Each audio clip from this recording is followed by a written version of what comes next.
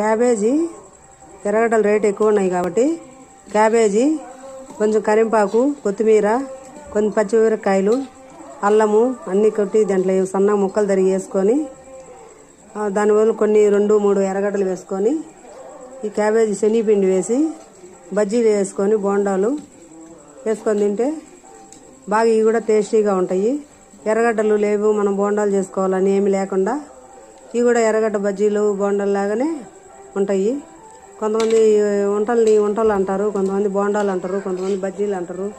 ఇవి క్యాబేజీ బజ్జీలు, క్యాబేజీ బోండాలు తింటే బాగా టేస్టీగా ఎర్రగారం అద్దుకొని తింటే సూపర్గా ఉంటాయి. తిని అందరూ ట్రై చేయండి, కామెంట్లో చెప్పండి.